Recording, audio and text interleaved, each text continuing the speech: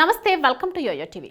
ఏపీలో ఓటమి తర్వాత వైసీపీ ఫైర్ బ్రాండ్ నేతలు పెద్దగా బయటకు కనిపించడం లేదు. అక్కడక్కడ ఒకరిద్దరు మినహా మిగతా నేతలు ఇంటికి పరిమితమయ్యారు.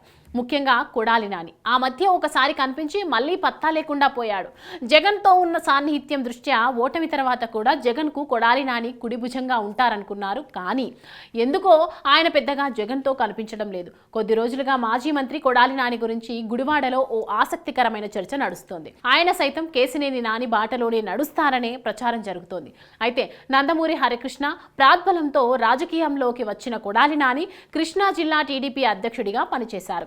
అనంతరం 2014-2009 ఎన్నికల్లో గుడివాడలో ఎమ్మెల్యేగా పోటీ చేసి గెలిచారు. ఆ తర్వాత చంద్రబాబుతో విభేదాలు రావడంతో 2012 టీడీపీ సభ్యత్వానికి రాజీనామా చేసి వైఎస్ జగన్మోహన్ రెడ్డి పార్టీ వైసీపీలో చేరారు.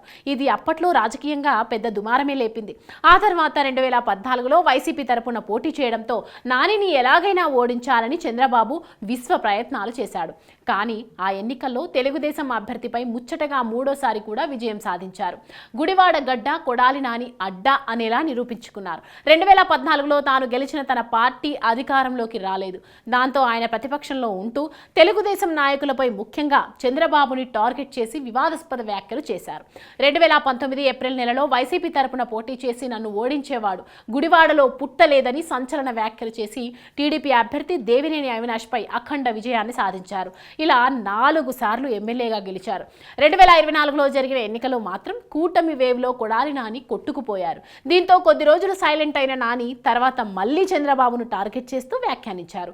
ఇదే క్రమంలో అనారోగ్యంతో నాని ఆసుపత్రి పాలయ్యారు. ప్రస్తుతం ఆయన రెస్ట్ తీసుకుంటున్నారు. ఈ నేపథ్యంలో ఆయన రాజకీయాలకు గుడ్ బై చెప్తున్నట్లుగా ప్రచారం మొదలైంది. ఈ ప్రచారం తీవ్రం కావడంతో ఎందుకు కొడాలి నాని ఈ నిర్ణయం తీసుకున్నారు అనే ప్రశ్నలు ఉత్పన్నమవుతున్నాయి. అయితే ఆయన అనారోగ్య సమస్యతోనే ఈ నిర్ణయం తీసుకున్నారని కొంతమంది అంటుండగా, ఊహించని విధంగా వైసీపీ ఓడిపోవడంతోనే క్రమంగా రాజకీయాలకు దూరం కావాలన్న ఆలోచనతో ఉన్నారని మరికొంతమంది అంటున్నారు. నిజంగా ఈ ఆలోచనే కొడాలి నాని మనసులో ఉంటే ఆయన ఇప్పటికిప్పుడు అధికారికంగా రాజకీయాలకు గుడ్ బై చెప్పే అవకాశం లేదు. అదే జరిగితే చాలా మంది వైసీపీ నేతలు కొడాలి నాని బాటలోనే పయనించనున్నారు. అసలే కష్టకాలంలో ఉన్న వైసీపీపై ఇది తీవ్ర ప్రభావం చూపనుండటంతో ఇప్పటికిప్పుడు రాజకీయాలకు గుడ్ బై చెప్పకుండా క్రమంగా పార్టీకి కొడాలి నాని దూరంగా ఉండేందుకు ప్రయత్నిస్తూ ఉండొచ్చు. అలా ఎన్నికల నాటికి తన ఫ్యామిలీ నుంచి ఒకరిని రాజకీయ వారసుడిగా ప్రకటించే అవకాశం లేకపోలేదు.